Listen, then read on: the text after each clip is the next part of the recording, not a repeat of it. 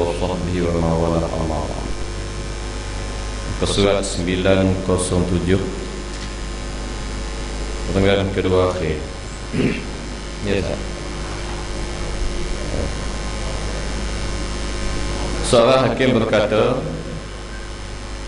sempurna ibadat itu ada di dalam kesungguhan niat,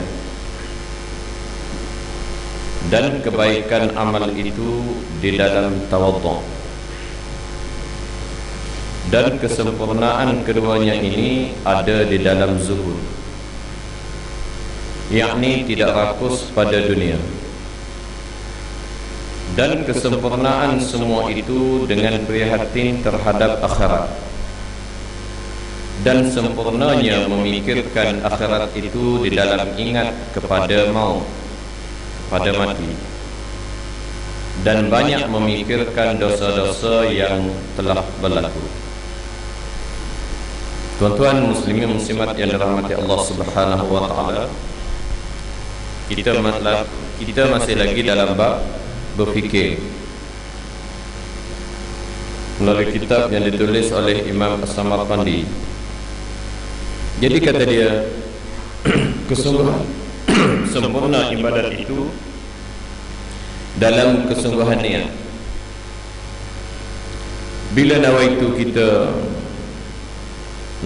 kita memang fokus untuk mengerjakan sesuatu, niat kita melaksanakan sesuatu dengan orang panggil, dengan fokus kepada benda tersebut. InsyaAllah bila sesuatu benda yang kita fokuskan, yang kita tuju satu haluan saja, dia lebih sempurna dalam apa semua sekalipun. Baik, kalau kita ambil kepada kita solat, bila kita datang solat, memang nak datang solat,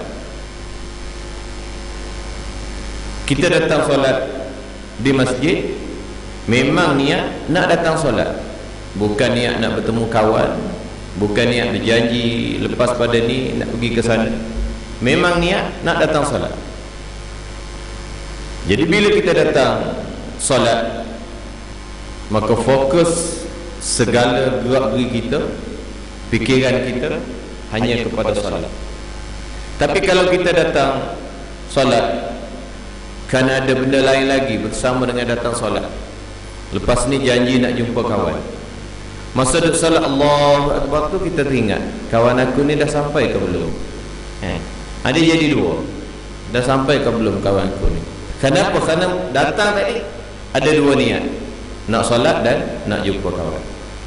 Jadi sempurna bila kita melakukan sesuatu dengan fokus. Dan inilah juga yang disebut oleh Rasulullah sallallahu alaihi wasallam, innallaha yuhibbu ahadukum idza amila amalan ayyutqinahu. Allah Subhanahu wa taala suka kalau seseorang tu dia buat sesuatu kerja dengan sungguh-sungguh, dengan fokus, dengan dia buat sebaik-baik mungkin sesuatu pekerjaan itu. Baik. Nah, kalau kita bekerja, dia ada memanggil APC, ada APC, anugerah perkhidmatan cemerlang. Orang yang macam mana? Orang yang buat suatu perkara, dia buat dengan sempurna. Boleh orang lain ikut cara kerja yang dia buat. Baik, kemudian kata dia, kebaikan amal itu dalam tawadhu. Kebaikan amal itu dalam tawadhu. Kita buat amal ibadat, kita bersedekah, kita sembahyang, kita nasihat, kita apa pun, buat ni kerana apa? Buat ni kerana Allah Subhanahu wa ta'ala. Tak ada seorang pun yang lebih tinggi daripada Allah Subhanahu wa ta'ala. Bila tak ada seorang pun yang lebih tinggi daripada Allah Subhanahu wa ta'ala, dalam hati kita hadir begitu. Imam As-Samarqandi menyebut, mengambil peringatan hakim ini dengan makna, bila kita sembahyang, kita rasa kita alim, Dalam keadaan kita rasa kita alim, tapi kita ingat kita hamba Allah Subhanahu wa taala. Allah Subhanahu wa taala lagi alim. Dalam keadaan kita sembahyang, kita rasa dalam keadaan kita bersedekah, kita rasa banyak kita bersedekah, banyak budi kita, tapi kita ingat Allah Subhanahu wa taala banyak lagi budi Allah Subhanahu wa taala. Maka kalau seseorang abid yang beramal ibadah ini, dalam diri dia sentiasa ingat pada Allah Subhanahu wa taala, maka dia akan buat dengan tawadhu. Buat dengan tawadhu. Kenapa? Kerana benda yang dia buat untuk disembahkan pada Allah Subhanahu wa taala, dan tak ada seorang pun yang lebih tinggi daripada Allah Subhanahu wa taala. Kesempurnaan keduanya ini ada di dalam zuhud. Zuhud ni apa makna? Makna zuhud ni, setengah menterjemahkan di antara sifat zuhud, dia kalau dia dapat nikmat dunia, dia tidak terlalu gembira sangat. Dan kalau dia dapat cubaan dunia, dia tidak terlalu sedih sangat. Dapat nikmat, dia tidak gembira sangat, dia biasa je, kerana dunia tempat singgah sementara. Dapat cubaan yang kira-kira sedih sungguh, tapi dia juga tidak sedih sangat. Kenapa? Kerana dia kira dugaan ini adalah dugaan daripada Allah Subhanahu wa taala sebagai suatu cubaan sementara.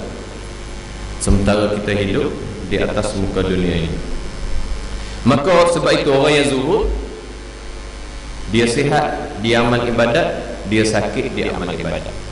Jadi dia ada kaitan di antara kesungguhan niat, kemudian tawadhu, kemudian zuhud. Ada kaitan yang saling berkait rapat untuk menyempurnakan sesuatu ibadat itu.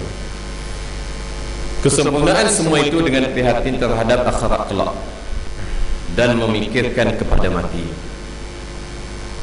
Kalau kita tak fikir kepada mati, maka akan berlaku bermacam-macam perkara. Itulah Imam Al-Ghazali, selalu Ustaz sebut, Imam Al-Ghazali suka menyebut kepada kita kenapa hikmahnya Allah Subhanahu wa taala jadikan anggota badan kita berpasangan, kaki dua, mata dua, telinga dua. Tujuannya bila kamu dengar sesuatu benda, ada telinga dua. Dengar sesuatu benda, ingat terus, aku dengar ni dunia ke akhirat ke, syurga ke neraka. Ada kaki dua, melangkah. Bila kita melangkah ke sesuatu tempat, kita ingat terus, aku melangkah ni ke syurga ataupun ke neraka, dosa ataupun pahala. Dengan seseorang abid, seorang hamba mengingati kepada semua perkara ini, dan dia berfikir kepada dosa-dosa, maka dia akan menjadi seorang abid, seorang hamba yang sempurna, sempurna ibadahnya dan sempurna kehidupannya. Akhlak wali abdal itu ada 10. Akhlak para wali abdal itu ada 10. Pertamanya, bersih hati. Yang kedua, ringan tangan, dermawan. Yang ketiga, benar lidahnya. Yang keempat, rendah diri. Yang kelima, sabar dalam penderitaan. Yang keenam, menangis di waktu sendirian. Yang ketujuh, nasihat kepada sesama makhluk. Yang ke-8, kasih sayang kepada sesama mukmin. Yang ke-9, memikirkan kerosakan dunia.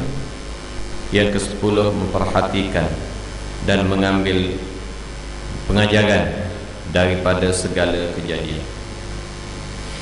Baik, ini satu hal yang boleh kita didik diri kita untuk, walaupun tak jadi wali, tapi supaya sifat-sifat wali pilihan Allah ada dalam diri kita. Orang lelaki ni insya-Allah semua boleh jadi wali. Semua boleh jadi wali insya-Allah. Saya belum lagi jadi wali. Lambat lagi, anak baru 11 tahun. Jadi anak 20 lebih ni, tak dapat menantu dah tu. Kalau anak perempuan jadi wali lah mereka. Baik, kita nak mendekatkan diri kita. Kita tidak letak diri kita wali, Tapi bagaimana kita nak kenal waliullah? Waliullah ni bukan ustaz. Waliullah ni bukan Pak Imam. Bukan tertentu kepada Tok Guru. Bukan tertentu kepada Tok Siap, Tok Bilal. Bukan. Waliullah ni Allah Subhanahu Wa Taala pilih. Dia ni orang biasa.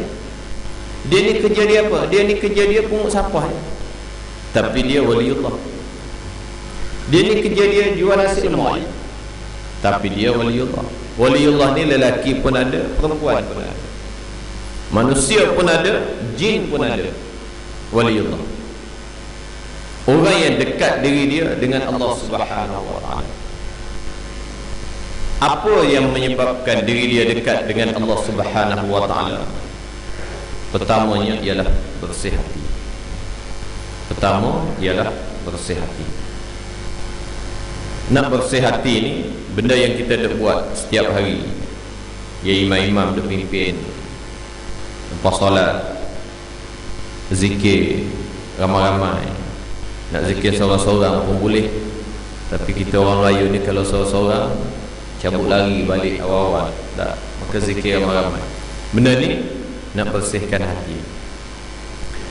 Bila seseorang itu hati dia bersih,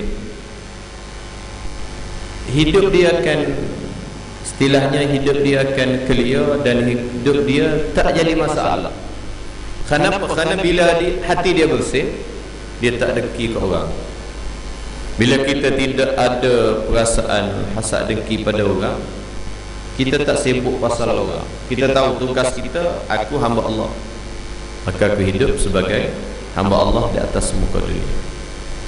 Bila hati kita bersih, orang buat salah pada kita, kita tidak marah pada orang. Kita teruskan maaf, memberi kemaafan kepada dia. Bila kita maaf seseorang dan kita tidak simpan marah dan dendam pada seseorang, maka hati kita tak ada tempat lain. Hati kita tidak sibuk nak memikirkan perkara-perkara lain. Kenapa?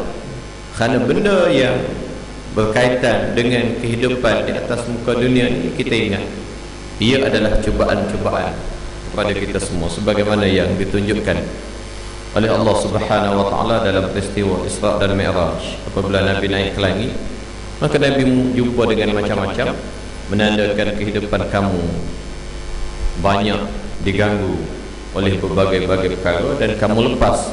Sekiranya kamu lepas daripada gangguan-gangguan dunia ini, maka kamu akan jadi seorang hamba Allah Subhanahu Wa Taala, seorang hamba Allah yang dipilih oleh Allah Subhanahu Wa Taala. Jadi pertama bersih hati. Bersih hati ni tuan cari sendirilah apa dia ubat untuk bersihkan hati. Ubat untuk bersihkan hati kena berkawan dengan orang alim.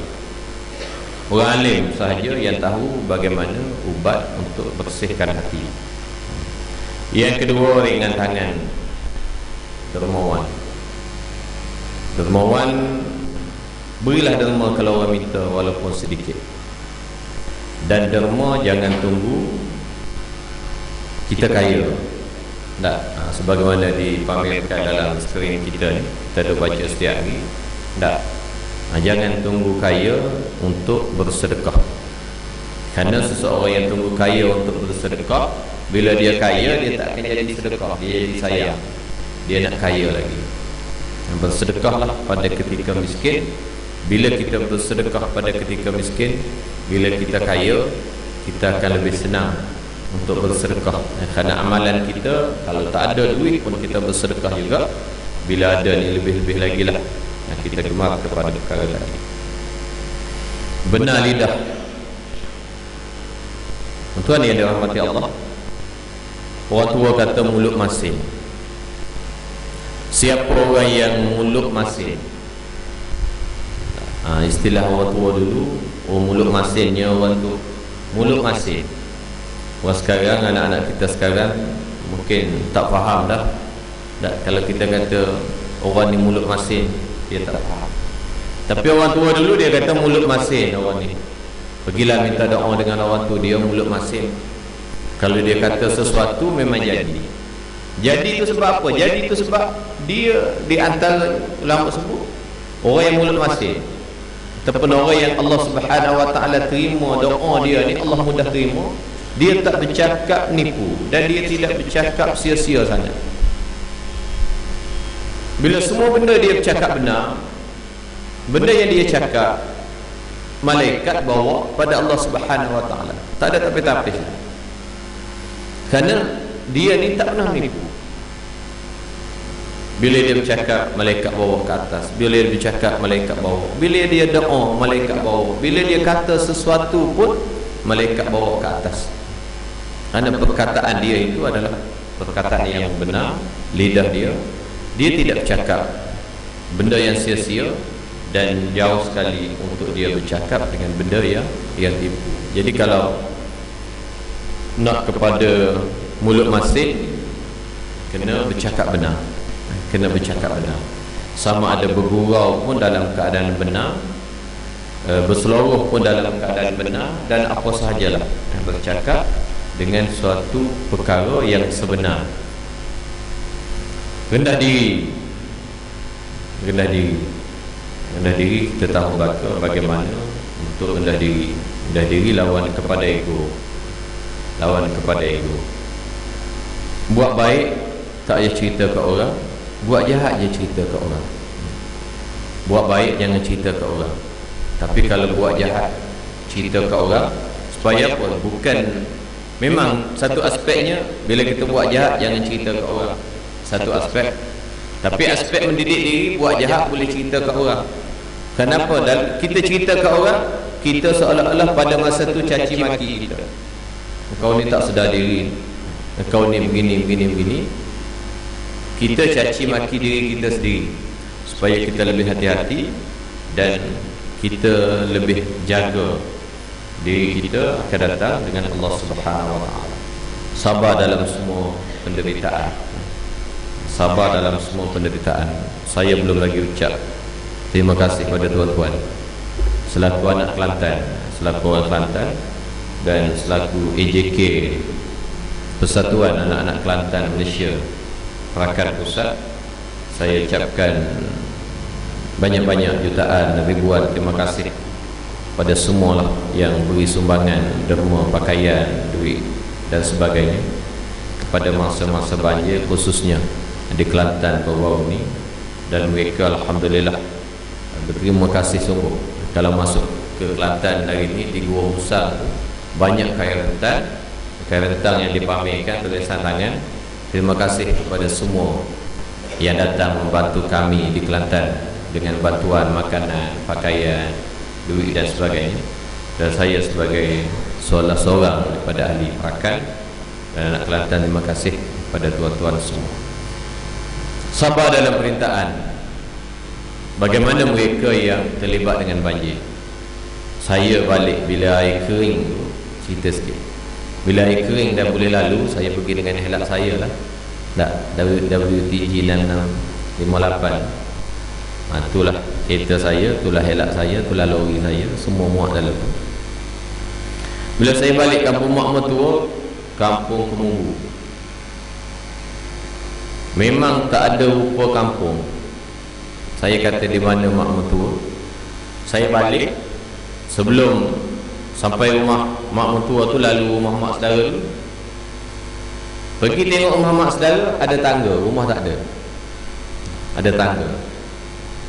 Rumah hatuk, ada rumah separuh depan, belakang tak ada.